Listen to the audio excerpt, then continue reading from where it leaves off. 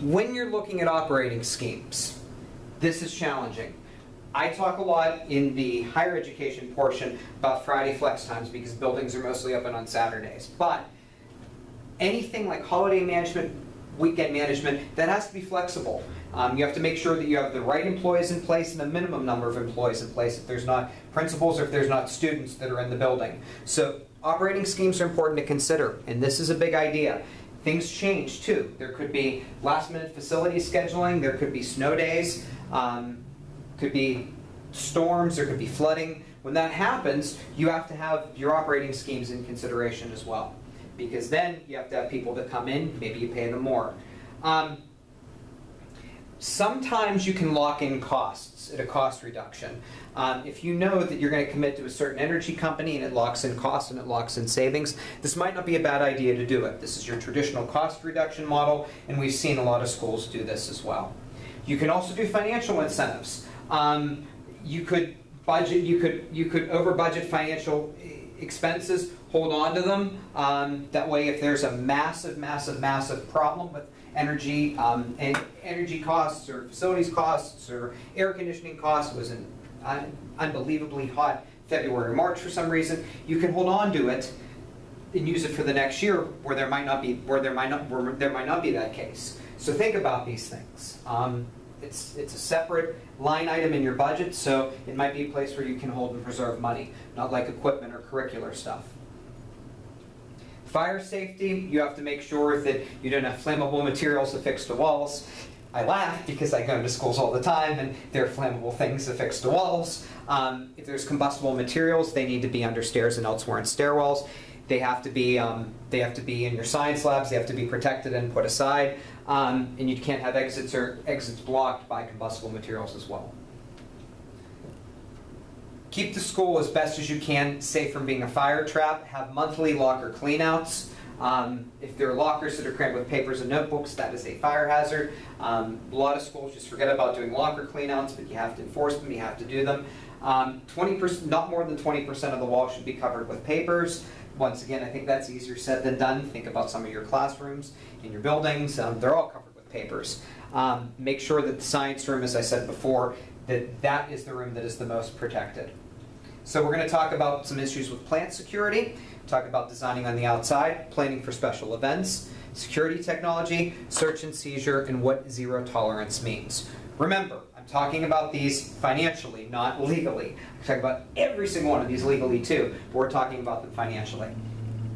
So every facet of design, including security, relies on fundamental of educational facility planning. You have to do things where it looks aesthetically pleasing, because for community members that matters, but you also have to be functional as well. My belief, in facilities, the front door of the school, security has to be built in. Walking around elementary schools, you see a lot of elementary schools that have the open campus or outdoor model. Is that safe for kids? If there's a problem, can intruders essentially get into the building because the building itself it's open?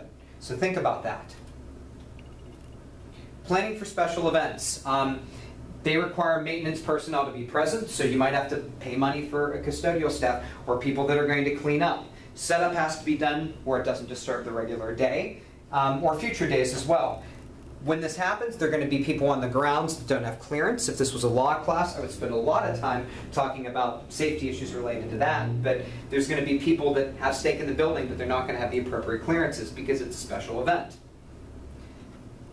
Most districts have switched to security technology to arm a building when the last person leaves for the day. If it's done properly, it's a good long-term expense, but it's important that you have a strong computer that can manage what comes in, because if you don't have a computer that can keep those files and something goes wrong, there's a problem. There are civil penalties for doing search and seizure. Students have the right to refuse a search without a parent present, and a lot will. If that's the case, you should get the parent there, or make the student stay in the office until the parent shows up. One of the things that security workers do, if they notice something or notice a problem, get another personnel member to stay with the child. Don't leave them alone, and contact the parents. Make sure there's at least 2 people with them so they know what's going on. Traditional school perimeter has changed a lot. A lot of the time people had to walk a distance through the schoolyard before reaching the front door. Now, we have schools that are set close to the street and the front door, just a few steps from the sidewalk, and that's not safe. Schools in this area that are these large urban buildings, they're left without a safe perimeter, and that makes it difficult and that makes it challenging. So when you're worried about construction for the future, which what I said again and again and again, strategic plan in this class, what's the district going to look like in 1 year, 5 years, and 10 years? We need to talk about each one of these. So you have to understand building sites. You have to understand where there's land available, what is it going to cost, are there going to be security issues, are there going to be issues with perimeter, are there going to be problems, are there going to be challenges? That's a big idea, and you have to figure out where things are centrally located. Like I keep saying, centrally located high school, that makes everything better. Many districts have switched to zero tolerance policies in terms of damage to property. As a superintendent, you have to make sure that that is clearly documented at both the district and building level and that it is in policy manuals. Don't profile students who are commonly school offenders if they're associated with them. That has caused civil rights issues in a lot of states and a lot of districts. And I don't see that changing as well. The building becomes the buffer between the street and the sidewalk. It's sort of a safe zone. The schoolyard, playground, and other recreational areas that are situated behind the building create another safe zone as well. The building can be the safe zone itself, and it's important that you have guards that are accessible and available outside the building. So, having access for pedestrians and vehicles, traditional school design says that we have cars and buses, give them access to the front of the school through a circular system. Still, a lot of schools use this, but then you have to worry about what happens if there's undesired street activities, what happens if there's a car bomb, other things that can be problems, what if there's gang violence, and this can prevent access to the schools. In your larger districts where there might not be space and the building might be downtown, there's no guarantee with any of this. So the front door is a challenge. It used to be the gatekeeper. You could not get past the front door. The front door is going to stop everybody from getting in the building. Over the last 30 years, buildings have multiple points of entries, meaning it's not the front door anymore. It creates confusion as well as security challenges. The final options that the district has, but I don't suggest you doing it, is to retrofit it. It's basically taking the foundation, gutting it, and updating the infrastructure. The foundation may be good, but how much is this going to cost? Would it be better to get a new building at a new location?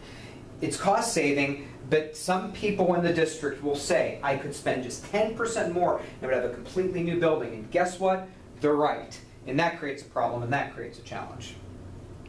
So these are the big district leadership ideas, and it's why I value this chapter, and I think this is an important chapter. We're going to talk about transportation and food services next, which are district level decisions. But remember, infrastructure is a big idea, and it matters in schools. And I want you to consider this, and I really want you to look at this chapter, because considering the wide, diverse amount of people that are in this class, I think it's important that you look over this from that perspective. Thank you.